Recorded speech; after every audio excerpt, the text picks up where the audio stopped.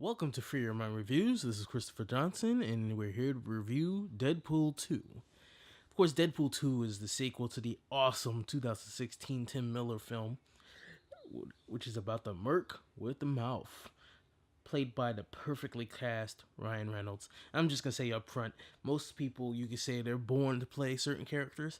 I think Deadpool found a way to transfer himself from the comic book world into the real life world and has been pretending to be an actor named Ryan Reynolds all these years.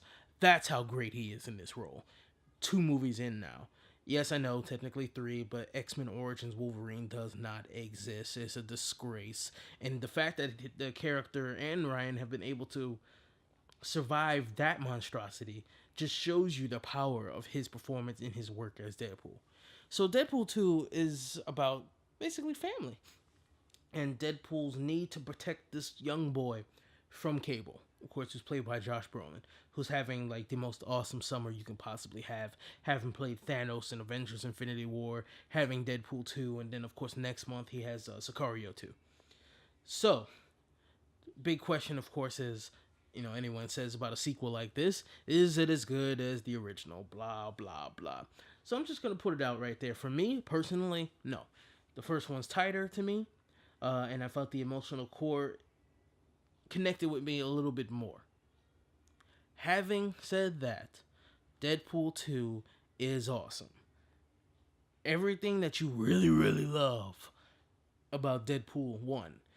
In particular, Ryan Reynolds, the jokes, the world, how it plays with the X-Men universe, almost sticking a middle finger at the X-Men universe while also hugging the X-Men universe more than any of the previous films ever had.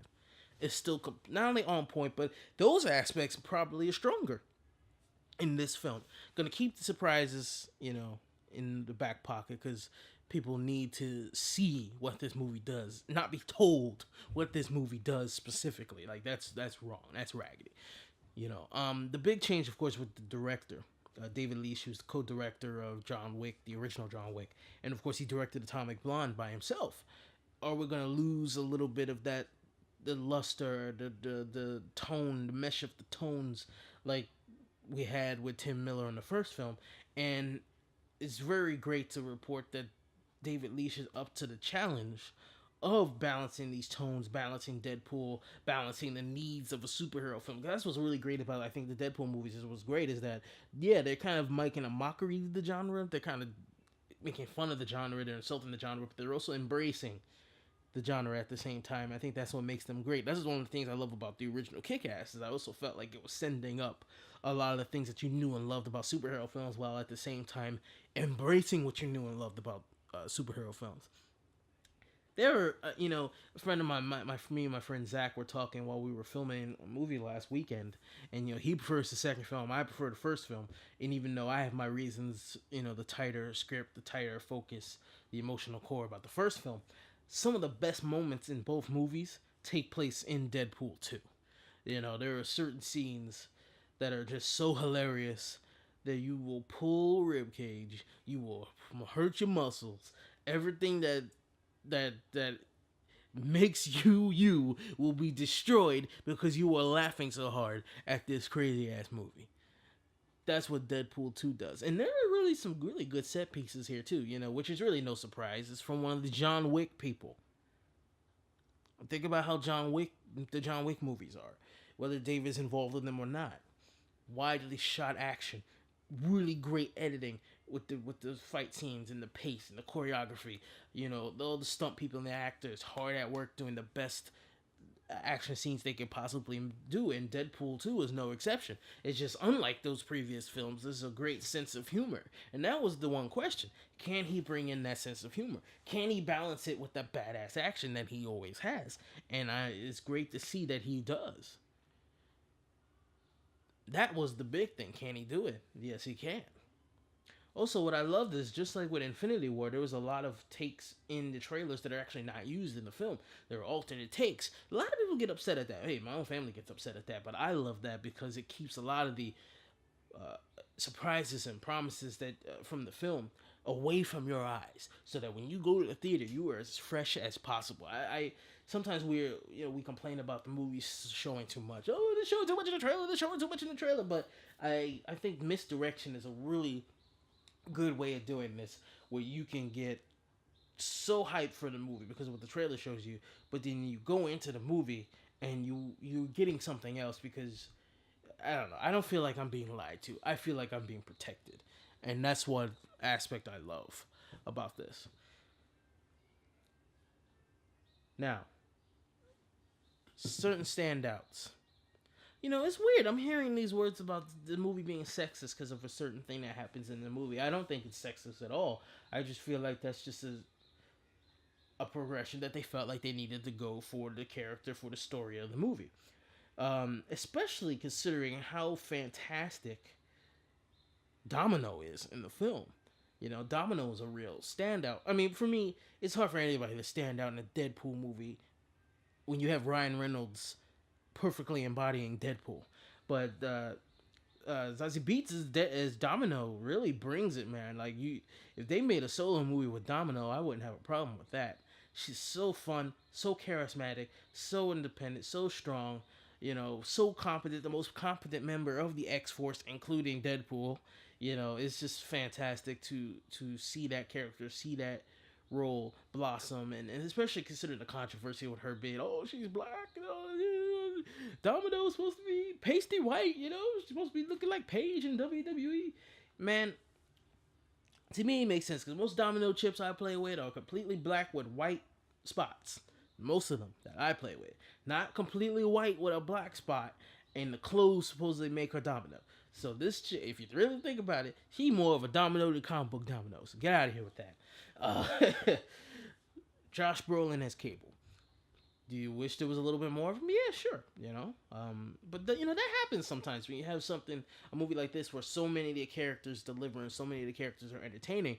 Sometimes you're not gonna get, enough of a certain person, and it doesn't change the fact that Josh is just having a fantastic summer, and I thought his Cable was a really cool, really menacing presence, while also being such a badass. It was fantastic to see him in this, and then think about the implications of if this gets merged into the MCU. Let me talk about that for just a second. What I want, what I would love, is if Disney gets Fox and Disney gets the rights to all the X-Men characters from Fox and puts them into the Marvel Cinematic Universe, just like anybody else. I would love if Deadpool is the one character who stays put the way he is. Like, even, it would be funny to me if he showed up in an Avengers movie and he's trying to curse and he can't, and then he mentions it to us. And also, out of all the Super X-Men characters, you can recast everybody except for Ryan Reynolds. Deadpool is Ryan Reynolds. Ryan Reynolds is Deadpool. Usually, when Marvel's gets the role, the characters back, they'll do recast. Tell Andrew Garfield's gone. Here's Tom Holland. Ray Stevenson, he can't play Punisher. He's already in the. He's already a Warrior 3. John Bernthal. No Ben Affleck. Yes, Charlie Cox. Deadpool is in a different spot than all those other characters because he's already played by the perfect actor. He's already played by the perfect actor. I gotta say it again.